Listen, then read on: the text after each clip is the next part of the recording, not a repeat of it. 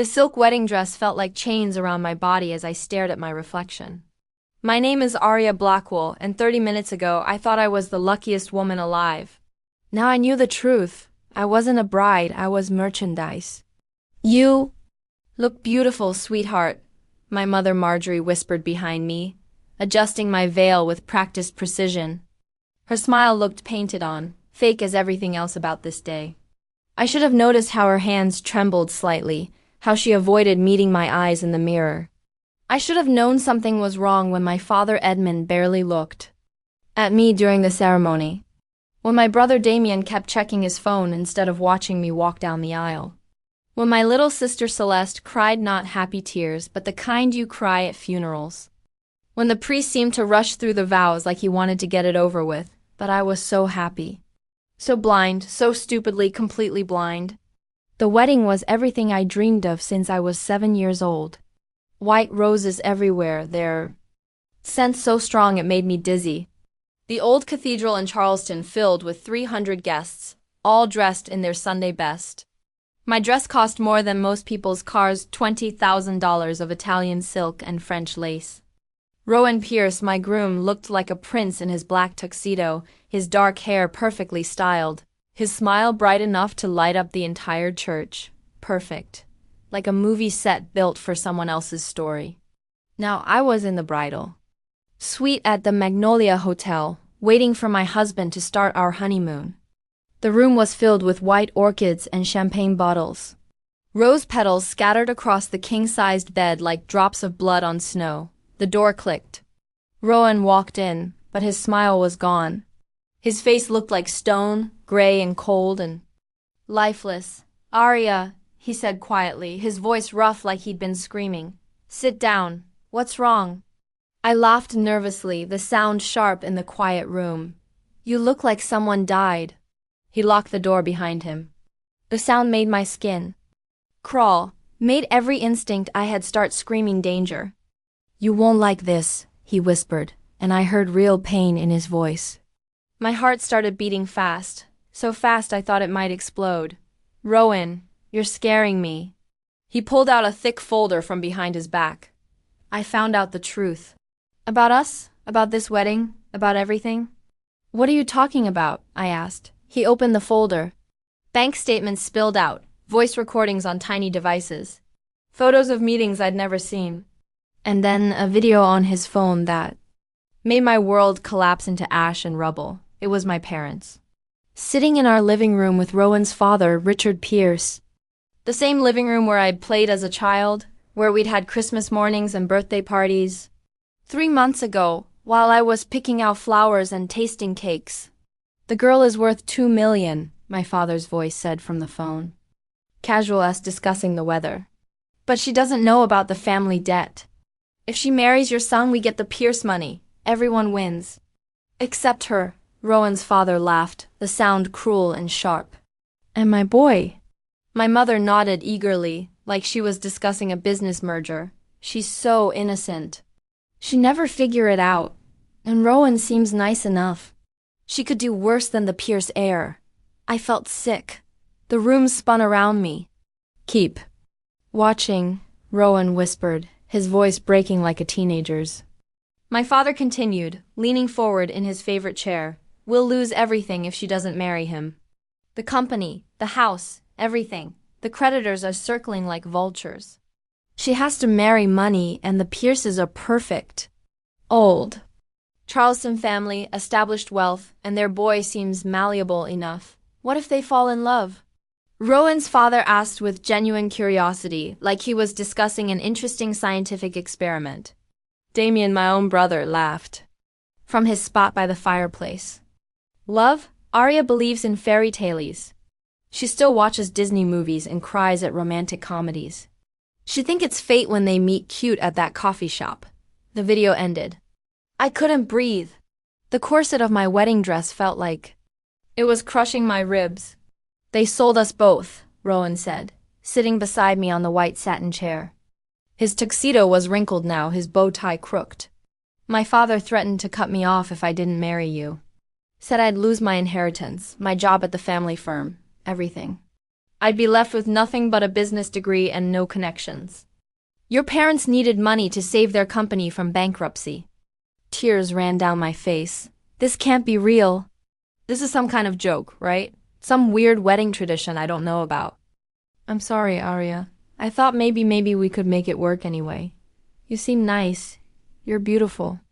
I thought we could grow to love each other eventually. But you deserve to know the truth. I looked at this man, my husband of 2 hours, and saw pain in his eyes that matched mine. We were both victims. Both pawns in our parents' chess game of greed and social climbing. They played us, I whispered, the words tasting like poison. Like we were pieces on a board. Like we didn't have feelings or dreams or the right to choose our own lives. Something inside me broke then. The part of me that had always been the good daughter, the obedient child, the one who never questioned or complained. But then something else grew in its place. Something angry and strong and absolutely furious. They think we're weak, I said, standing up so fast the chair fell backward. They think we'll just accept this like good little children. They think we'll play house and pretend to be happy while they count their money. Rowan looked at me with surprise, like he was seeing me for the first time. What are you thinking? I wiped my tears, smearing mascara across my hand. I'm thinking it's time for them to learn they picked the wrong people to lie to. That night, still in our wedding clothes, we didn't go on our honeymoon to Paris. We went to war. First, we needed proof. Real proof they couldn't deny or explain away with more lies. My father keeps everything in his office safe, I told Rowan as we sat in his car outside my childhood home at midnight. The house looked different now, sinister somehow. He thinks he's so smart, like some kind of criminal mastermind. Right. Know the combination. It's my birthday, the one asset he never thought would turn against him. This is crazy, Rowan said, but he was smiling for the first time all day. A wild, reckless smile that made him look younger. I love it. I love that you're not just going to take this lying down. We snuck into the house at 2 a.m. through the back door. I'd used to sneak out as a teenager. Everyone was asleep, probably dreaming about spending Pierce money on new cars and vacations. The office was dark, smelling of my father's cigars and old leather. My hands shook as I opened the safe, the metal cold against my fingers. Inside, contracts, lots of them, financial documents, recorded conversations, a whole paper trail of their deception. Look at this, I whispered, pulling out papers with shaking hands. They borrowed $5 million from 3 different banks, used our house as collateral, along with the business and even my college fund. And this, I found another document that made my stomach drop. They promised the Pierce family I would marry you by my 25th birthday or they'd lose everything. When's your birthday? Rowan asked, though his face said he already knew. Next month, I realized with horror. They were cutting it close. What if I hadn't said yes to your proposal? What if I'd wanted a longer engagement? Rowan found more papers, his face getting paler with each document. Here's the prenup they planned to make you sign after the wedding. Look at this, you get nothing if we divorce. Nothing. But if we stay married for at least 5 years, your family gets $2 million in wedding gifts and I get access to a trust fund that's worth $10 million. We were both being bought. I whispered. We took photos of everything with our phones. Then we found the real treasure, a box of recorded phone calls between our parents, planning our perfect romance like directors planning a movie.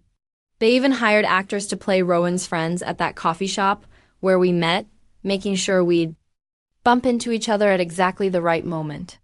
That wasn't fate, I whispered, remembering how magical it had felt when he spilled coffee on my book and then bought me a replacement.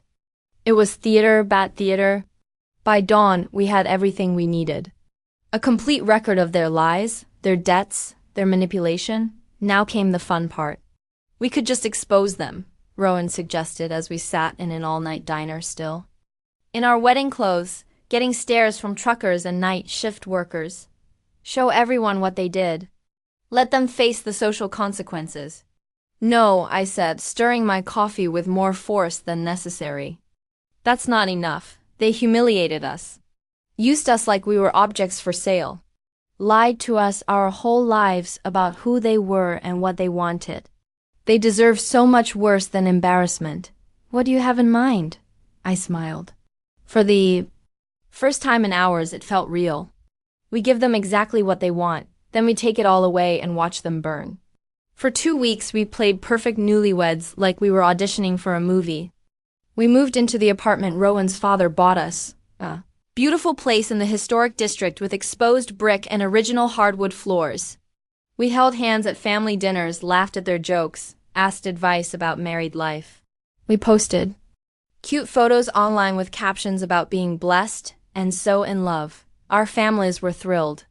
The money had started flowing like water. My parents paid off their debts, bought new cars, a BMW for mom, a Mercedes for dad.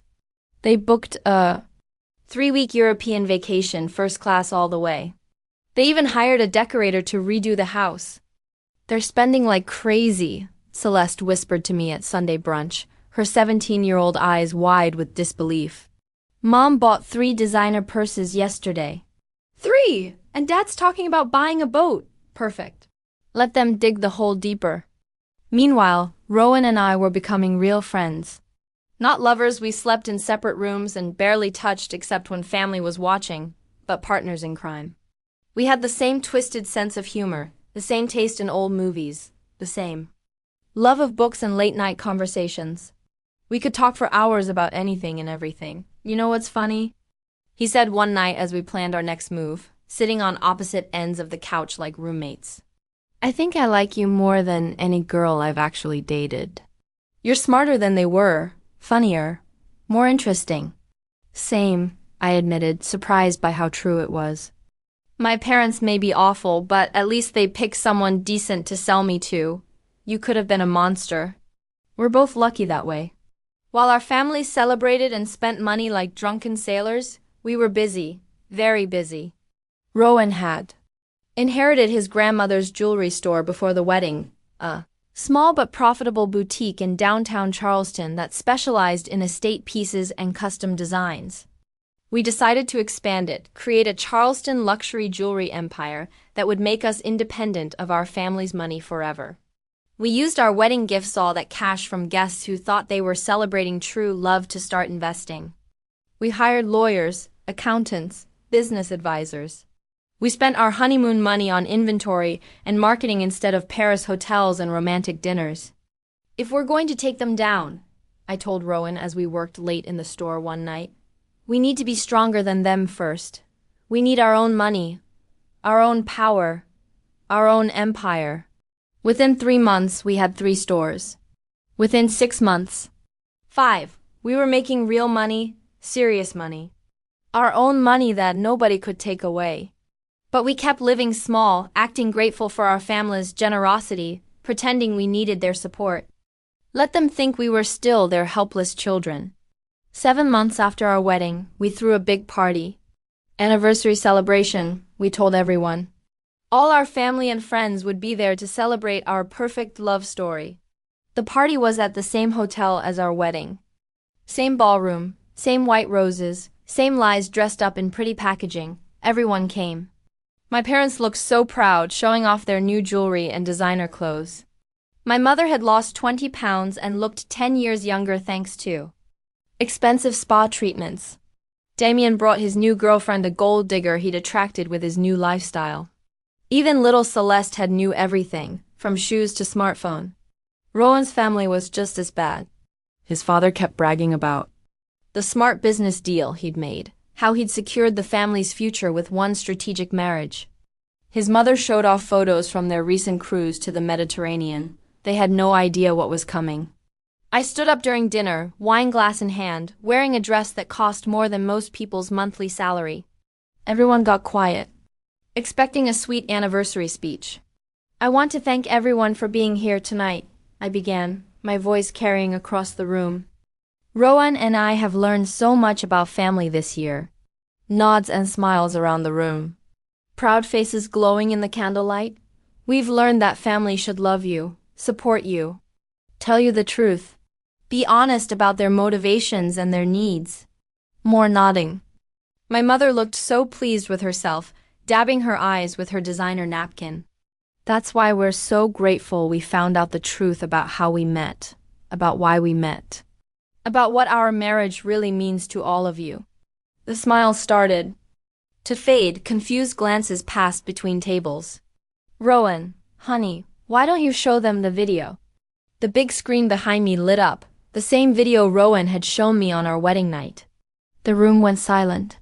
Deadly, horrifyingly silent. My father stood up, his face red as his wine. Arya, let me explain. Sit down, Dad. My voice was ice cold, sharp enough to cut. We're not finished with the presentation. More videos played. Phone calls where they discussed the best ways to manipulate us. Documents showing the money they'd already spent. Photos of meetings where they planned every detail of our romance. You sold us, I said, looking around the room at faces gone white with shock, like cattle at an auction. Like stocks in a portfolio, like we were things instead of people. Gasps, whispers, my mother was crying, her perfect makeup running down her cheeks. But here's the thing, Rowan said, standing beside me with perfect composure. We're not angry anymore, confused looks. Hopeful faces thinking maybe we'd forgiven them. We're grateful, I continued. Because your lies brought us together. And together we built something beautiful, something real. Something that belongs to us. Pictures appeared on the screen. Our jewelry stores. Our business awards. Our bank statements showing millions in profit. Our real success that had nothing to do with their schemes. We've made more money in 6 months than you thought you'd get from this marriage. I announced, watching their faces crumble. We built an empire while you were spending money you didn't earn. My father's face went white as paper. And tomorrow, Rowan added with perfect timing, we're filing for divorce. Chaos, shouting. My mother actually fainted, falling sideways in her chair. Damien started yelling about contracts and agreements and legal obligations. Rowan's father was screaming about ungrateful children and family loyalty. Oh, about those contracts, I said sweetly, raising my voice above the noise. Our lawyers found some problems. Turns out fraud makes contracts invalid. Who knew? More shouting. People started leaving, embarrassed and angry. The party became a disaster worthy of reality television. But we weren't done. We were just getting started. The next morning, while our families were still in shock, still trying to process what had happened, we struck with the precision of surgeons. All the money they'd spent, we demanded it back. With interest. We had documentation of every dollar, every purchase, every debt paid with our marriage money. The houses they'd mortgaged, we filed liens against them. The cars, we called the banks and had them repossessed. The credit cards they'd opened in our names, canceled. You can't do this. My father screamed when he called, his voice breaking with panic. We're family. This will destroy us. Family doesn't lie to each other for money, I replied calmly. Family doesn't sell their children to pay their debts. Family doesn't manipulate and deceive for 6 months to get what they want. We did this for you, to secure your future. You did this for you, to save your own skins. I was just the price you were willing to pay. We gave them 48 hours to return everything they bought with our marriage money, or face criminal fraud charges. Our lawyers were very clear about the consequences. They scrambled like ants from a disturbed hill, sold everything at a loss, begged forgiveness from anyone who would listen. Too late. Much too late. Rowan and I didn't actually get divorced. Turns out we made a good team. Better than good, we made a great team. Want to try being married for real this time? He asked one morning over coffee in our real apartment, the one we'd bought with our own money. No family pressure. No money pressure, no lies or manipulation or hidden agendas. Just us. I looked at this man who had become my best friend, my business partner, my ally in the war against our toxic families, who made me laugh and challenged me to be better and never once treated me like I was anything less than an equal. You know what? I said, surprising myself with how much I meant it. I'd like that. I'd like that a lot. We had a real wedding 6 months later. Small ceremony in a garden, just 30 friends who actually cared about us. No family invited security. Would have escorted them out anyway. No lies, no tricks, no hidden cameras or recorded conversations. Just love that grew from friendship and mutual respect and shared trauma that made us stronger. My parents tried to come. They stood outside the gate crying and begging forgiveness. Security escorted them away while we said our real vows. Don't. You think this is harsh? Celeste asked me later. She was the only family member I still spoke to.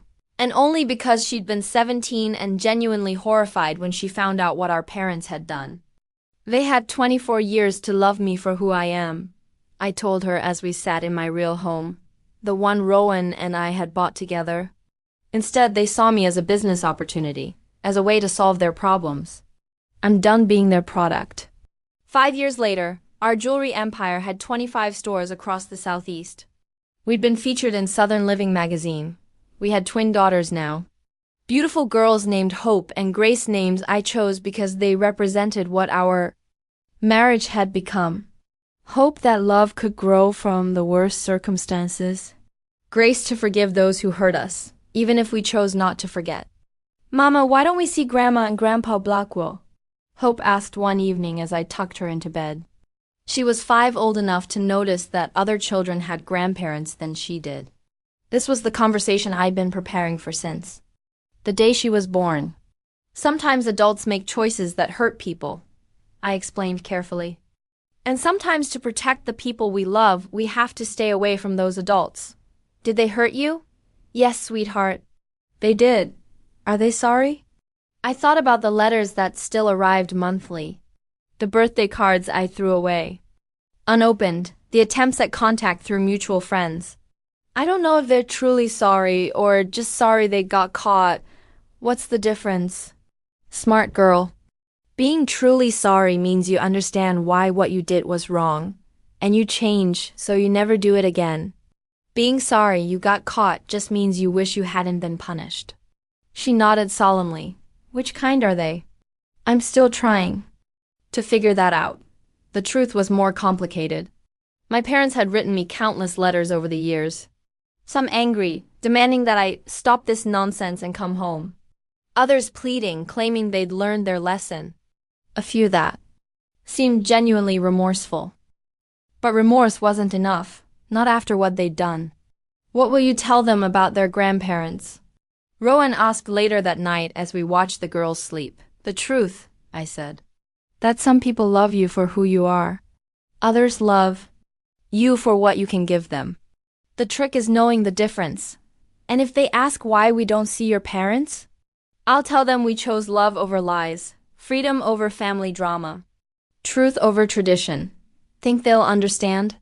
I kissed his forehead, this man who'd become my best friend, my business partner, my co-parent, and the love of my life. They'll understand that their parents chose each other.